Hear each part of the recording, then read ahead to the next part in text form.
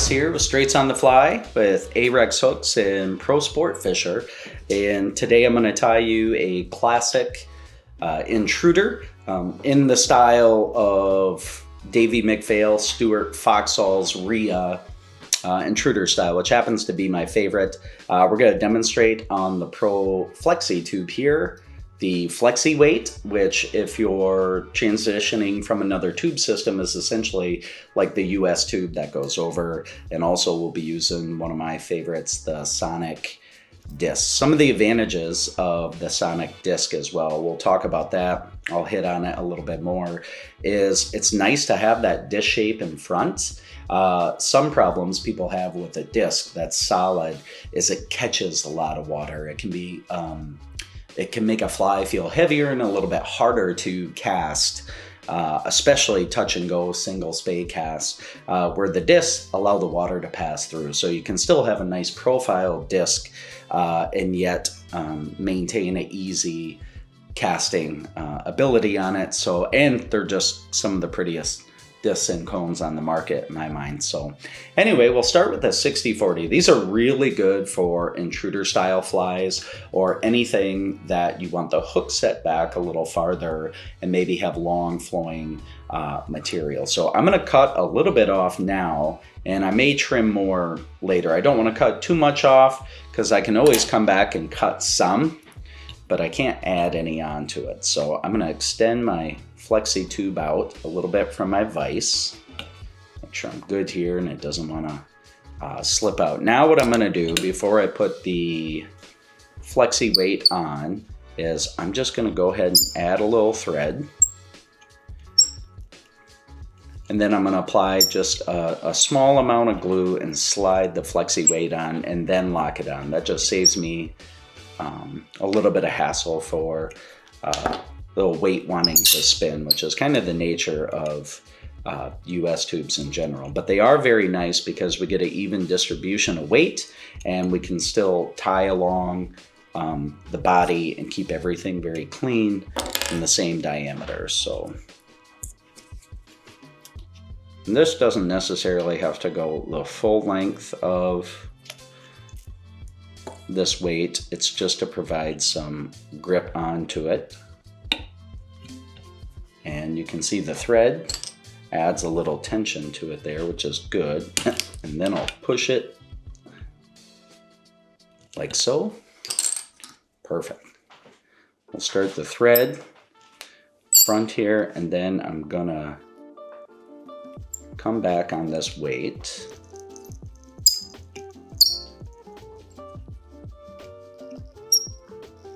I'm gonna go ahead and get a thread base across it, just so nothing wants to slip while I tie.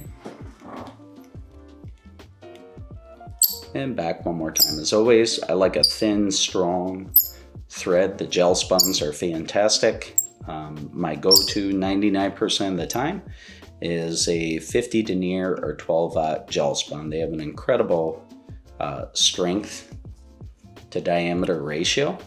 And I'm going to come back just a little on the tube, and what I'm going to do is add some dubbing and climb over the transition there. So what I'm going to do is a classic Steelhead kind of color combo. It's going to be a purple and black with some pink highlights. And you come over, and there we get onto the tube. I'll add a little bit more as well.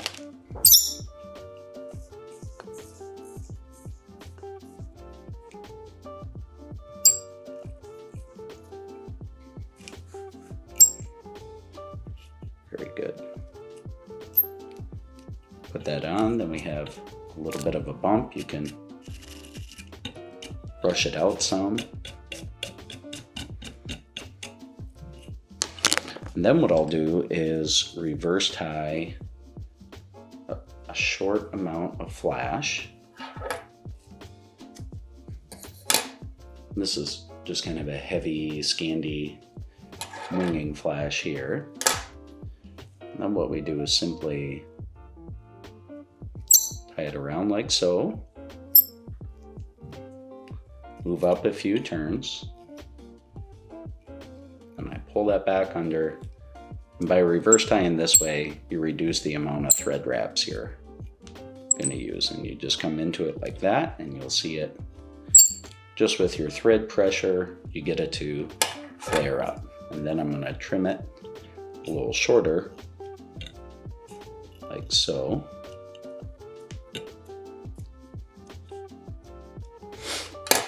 Perfect. Now I tie my intruders. I really don't use a bunch of composite loops at all to put the material in. That is a nice way to do it, but it also eats up a lot of material. So the only thing I spin in here is a little bit of hair, and I prefer American Opossum. It has a little bit more density than Fox. You can use a lot less. It has a nice translucent kind of sheen to it, and it goes in very clean with very little bulk. Hopefully you'll be able to see that on here. Most people who do these use Fox hair, and there's nothing wrong with Fox, but I think you'd be very pleased with this American Opossum. It gives you all the lift and structure, but is just significantly sparser than fox hair is, and you really don't need much. You can see that's a fairly sparse amount. And when you spin this, be careful you don't catch your flash you tied in.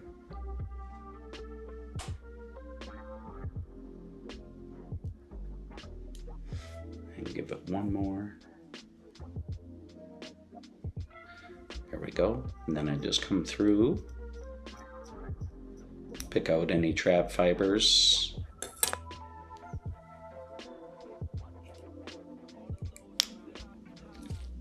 Kind of wet my fingers and just preen it back like you would any hackle.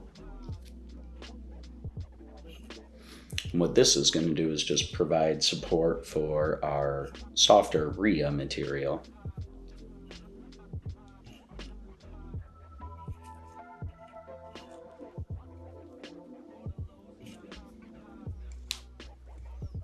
And all we're going to do is lock this in.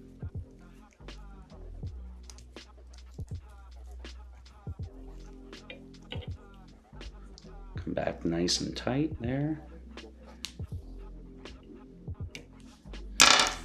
You'll see me using this razor blade quite a bit. The gel spun material can be kind of hard to cut with scissors, and also has a tendency to dull your scissors. I like having a hobby type blade around just for trimming away when I need to cut the thread versus my scissors. If you try it with scissors, sometimes you have a difficult time really cutting that thread. So there's the back section there.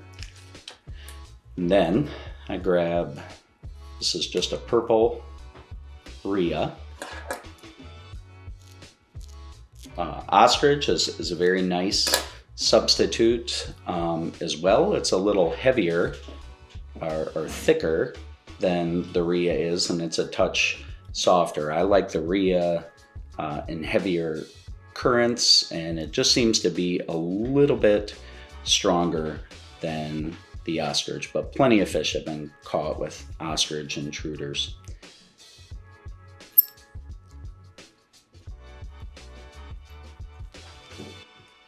And once again, I don't really put this into a loop. I find I can keep it much cleaner if I just cut and tie it in the round like so. This particular Rhea feather is a very nice quality one. You can see it's straight, it's very thin and strong. Then what I'll do, just to keep that body diameter a similar length so we don't get any bumps on the body, is I'll actually lock those in by coming up, and what I'll do is trim kind of on an angle, or taper cut it like this, so that when we tie it all in, there's no abrupt stops or bumps into that body at all.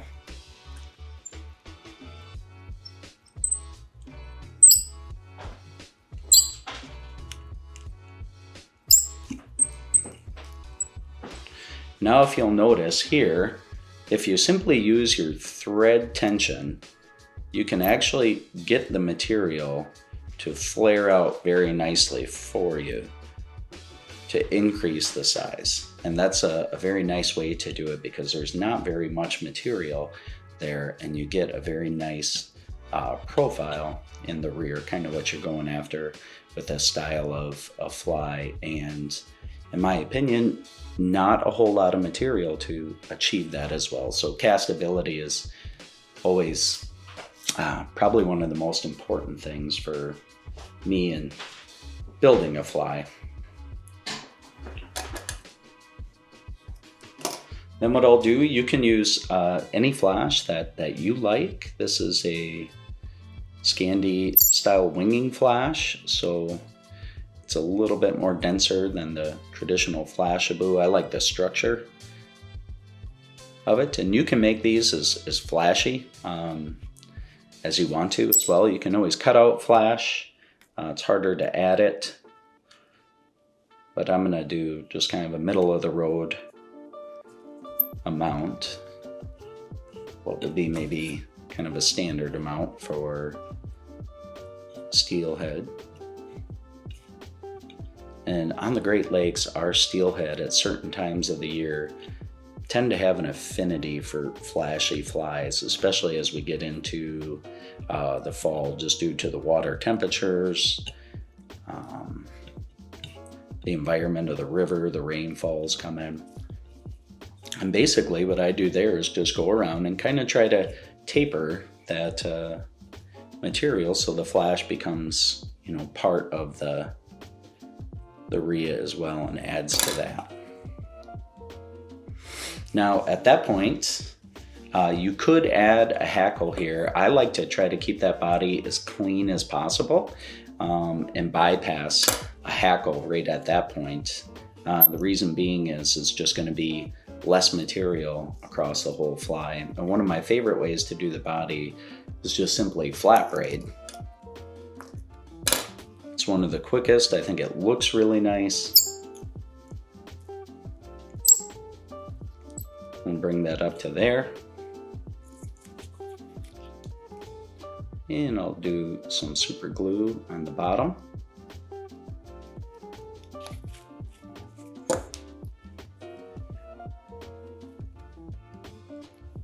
And then you simply just do touching turns on the way up. And hopefully you kept your body at a very even shape, no dips or drop off points. And that makes your flat braid look very nice on there as well.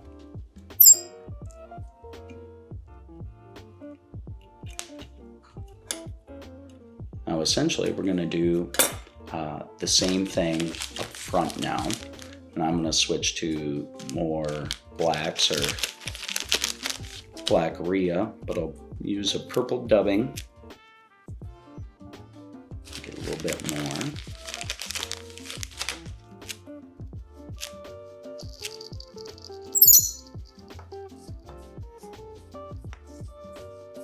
We're just going to build a front station very much like the rear station.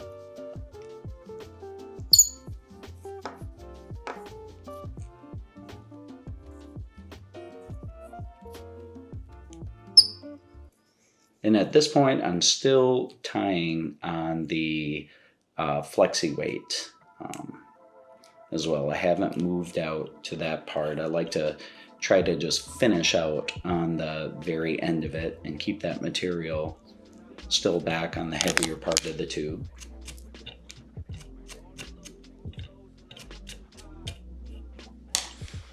At this point, we will add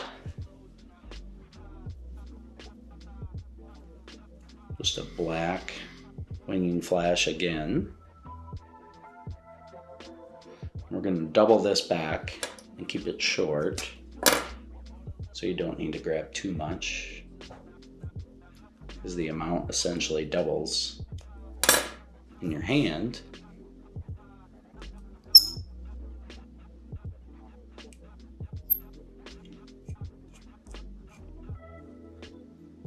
Just to keep everything to a minimum. When I reverse it now, I'm gonna pull it back. That saves me from excess wraps of thread. By doing it that way, it just kind of helps you to keep everything a bit cleaner.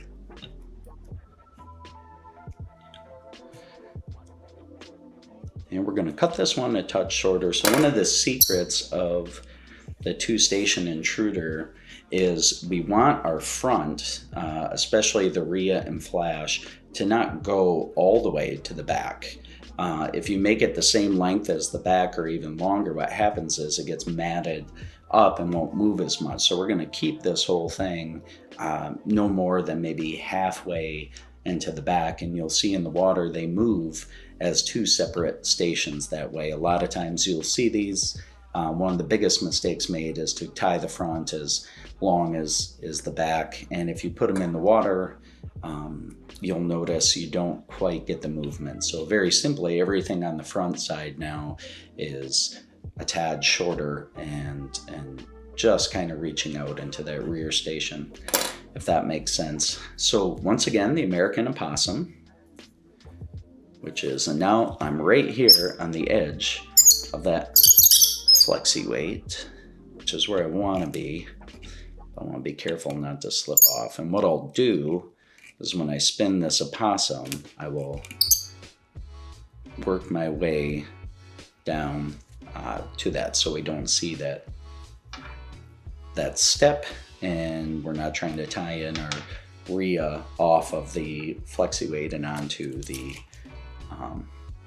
actual tube, which can make it difficult to keep it clean. And I'm just using just a small amount of wax on this, mainly to, let me cut my opossum, to kind of hold it in there once we put the material in the loop. Usually natural materials will hold fairly well. Synthetics tend to be a little more slippery. It's just a habit now. I put some of that wax on there. And all you do is spread this evenly, and it really doesn't have to be a lot of material. And once again, you spin it and you want to hold that flash away, else it'll grab it and tangle up on you.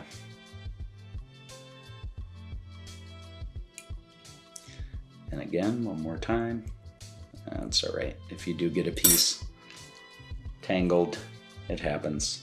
You can just wrap through it. Darn near impossible on that front one to not get one of those pieces of flash to come over. Okay, and now I'll work out to the front of the tube, and that just gives us a clean transition from the Flexi weight and to the tube. And all I'm going to do is lock it in. Sometimes this works. And then on the final one, I'll pull that up and bring it right straight back. So it's locked in and tied over itself, and you can be sure it won't go anywhere. We're going to pick this out. These are one of my favorite fly tying tools. They're eyelash extension tweezers that I stole from my daughters, but they are very, very handy tools. You can even, as I'm picking out this American Possum, you can even be grabbing some of the dubbing, but be careful, you don't want to pull the thread out, and even getting that dubbing to kind of come out and blend in with the flash and hair. Okay, don't want to get too carried away. Now, for the black Rhea, let's see if we get the length. Once again, this is, you know, there's just different qualities of Rhea. If you're shopping for Rhea, what you really want to find is that's a very strong stem. It's not droopy and flopping. It's not curly at the end. You see how it gets softer down here? That's still very usable, but you want those nice long and straight fibers that tend to jump back up in place. That's a good section of Rhea and will work well in the water.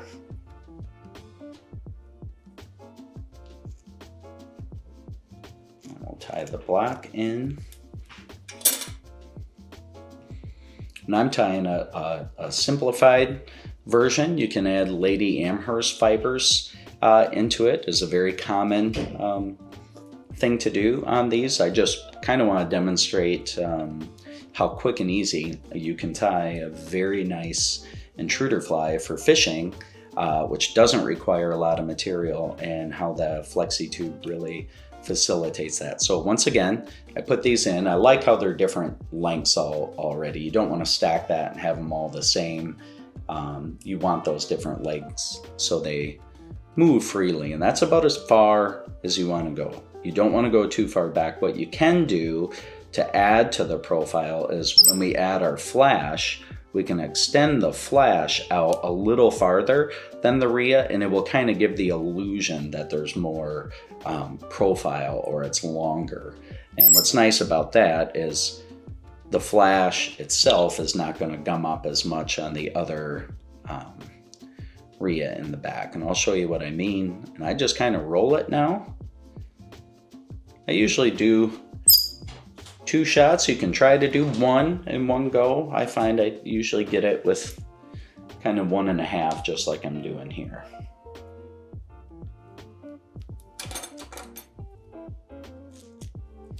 Alrighty. And we'll just add this in like so.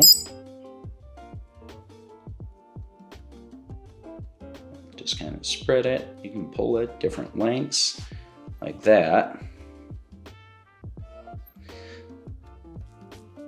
Now to clean this, you have to be very careful when you do this. You can use scissors, which we will. You want to make sure, if you're going to do it this way, your blade is very sharp and you don't cut into the tube. So I'll just kind of set it, apply a little pressure, and rotate. And I don't think this one's as sharp. If it's not sharp, you'll push harder than what you need to. It's like trying to work with a dull knife is more dangerous. So I'll see what I can get there.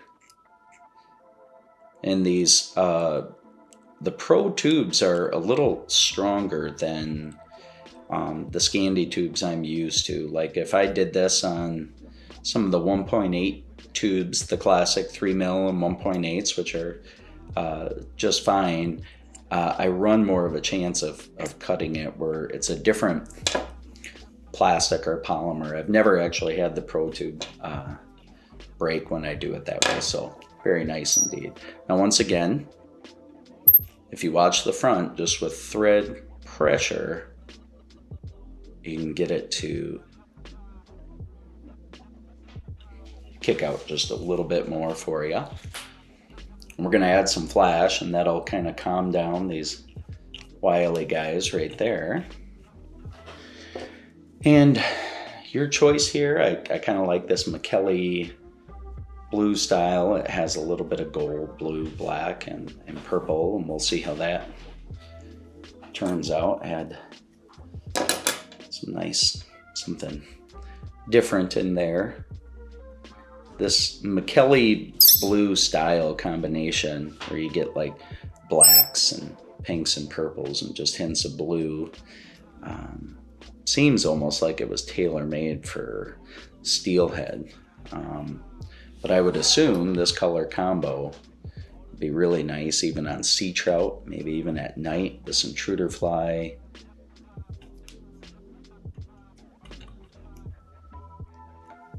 And this being on a tube and us keeping it sparse, I have no doubt you could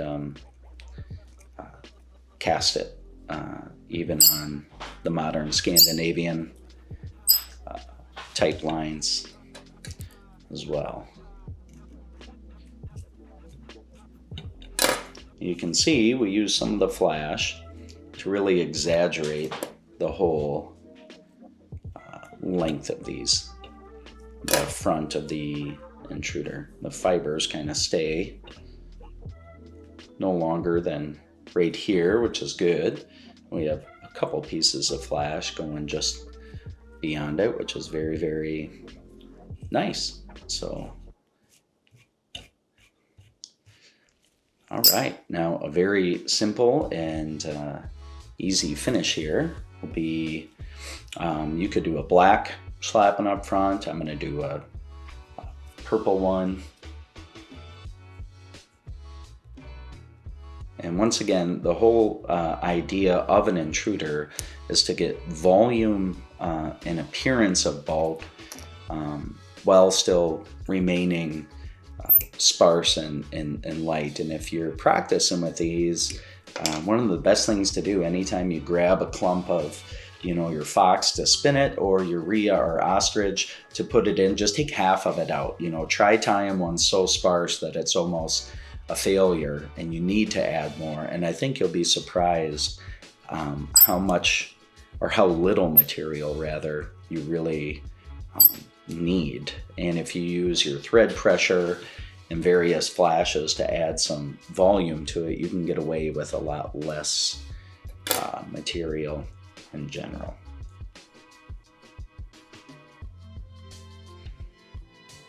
And so what I'll do, again, to keep it sparse, is maybe I'm gonna take some of that off. So I got one full wrap with both the feathers, and then I can do a couple more wraps with just half of that side of the feather. And I know that's very painful to trim away half your feather, but my theory is the feather costs you the same, whether you use half of it or all of it. So you might as well just use it the way that you like it, or what's gonna look best. Okay, so here, very simple, because I'm gonna add glue for the disc. What I'll do is just add a touch of super glue here on this. It sticks, so I cut it. And there's no need to whip finish right now or at all, because we're gonna add the glue to it. Yeah, it's good. Should move very well in the current. At this point, let me find my... So when I put these on any cone or disc, I like to have, you know, a pen. You can take the guts out of them. These are both the same pen. I left this black part in, this one I took out. And that's just not just for pushing material back, but I can't tell you how many times I put glue on these, push that back with my finger, glue stuck to my finger, and then it kind of, I get marks or blemishes on that beautiful disc. And, you know, do the fish care? Maybe not, but I don't want blemishes. And here you just sit and you can push, nice, hold, take off, nice and easy, beautiful. And if you're coming from other tubes, this took me a little bit to get used to. Like I said, the Pro Tube it's a different plastic or polymer. I think it's a little bit stronger, but you'll notice it when you melt it. So you don't want to leave a whole lot up front to be melted. You can trim it away a little shorter. So you can see it melts a little differently. So what I do is heat it up, push it, and as quickly as I can, come back. There. And that is a Rhea Intruder, what I would call the Foxhall style or Davy McPhail style. And if you tie them this way, what I found is they come out very beautiful, but they're also very sparse, translucent. You can see light passing through them. They're not heavy at all, and very, very, very easy to cast, especially with that sonic disc. So tight lines.